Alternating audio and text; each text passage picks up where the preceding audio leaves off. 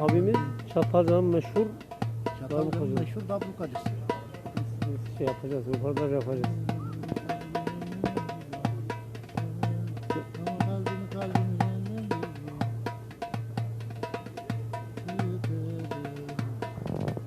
Şuraya bakın ya. Görüyorsun ya. Gel benim ol diyeme.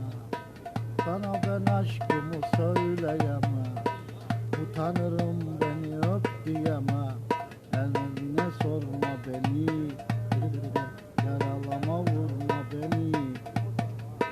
Ömrümün çiçeğim.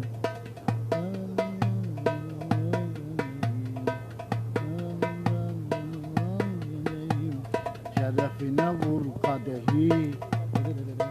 Canına vurma beni. Karabiberim. Vur kadehlere hadi içelim. İçerim her gece karabiberim. Vur kadehlere hadi içelim. İçelim her gece sevgi sefa. Doldu gönlüme içelim. Acıların yerine.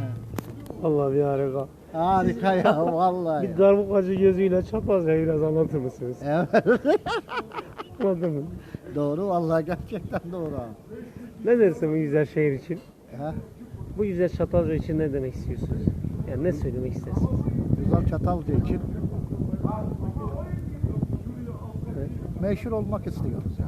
Meşhursunuz. Zaten meşhursunuz. Meşhuruz zaten. Siz Çatalca'nın meşhurusunuz. Çatalca'nın İsminiz meşhuru. Tarık. Tarık Bey. Tarık Bey Çatalca'nın en meşhur darbukacısı. He. Çatalca'nın kısaca göz bebeği. Evet. Evet. Sağ ol. Çay içer misiniz? Çay var mı? Burada nerede çay içilir? Çay şunu- bak çay ocağı bak burası burası. Burası mı? Burada da verirler. Çay içmek istedim. Buyurun bir beraber bir çay içelim.